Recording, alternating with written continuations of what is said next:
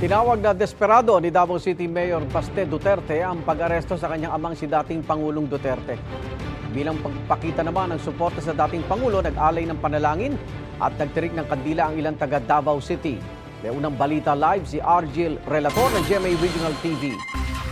Argel. Iga, nagtipon-tipon ang mga Davaoenyo sa Rizal Park nang mabalitaan ang pag-aresto kay dating Pangulong Rodrigo Duterte bilang pagpapakita ng suporta sa kanya na dati ring alkalde ng lungsod.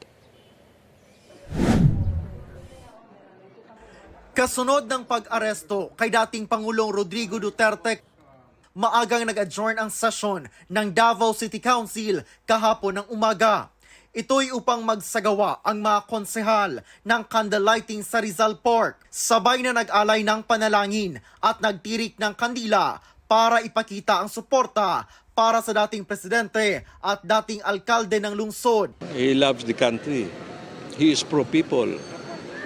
And to see him, to see things like this happening to him, that's masakit yan para sa amin. Because this should not be done to him, because all he has really is for the future of this country and the future of every Filipino.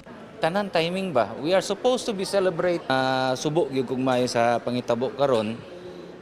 Murag dili mayo ba, no? Dili wa ko kasabot. Stood for us, and again, now in the time for us to stand for him. Let us protect former President Rodrigo Roa Duterte. Let us protect our mayor. Let us protect him at all costs. Ilang Davaoenyo nagpahayag din ng kanilang nararamdaman sa pangyayari. Nasakitan jud ko nga naingana atong Pangulo. Kulbaan ko, siyempre, ug mga inana ang kwan, mugubot ang kalibutan. May manggod siya mga angod, may manggod siya sa pamalaod niya. Kinahapunan naman, mahigit 1,000 taga-suporta ng dating Pangulo ang nagtipon-tipon para sa candlelighting sa Rizal Park din.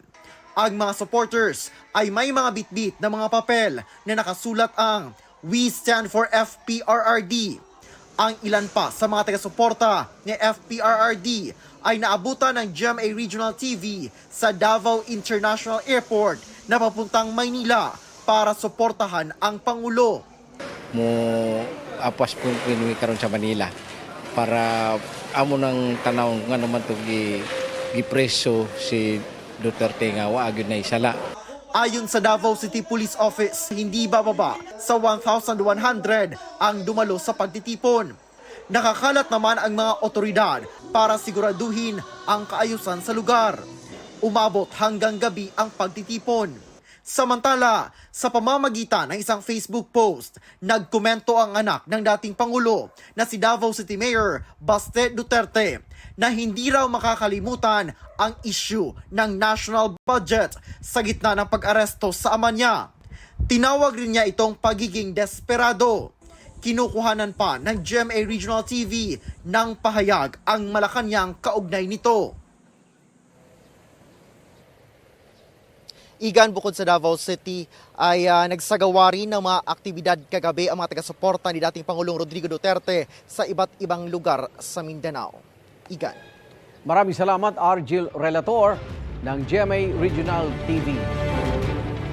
Igan, mauna ka sa mga balita, mag-subscribe na sa GMA Integrated News sa YouTube para sa iba't ibang ulat sa ating bansa.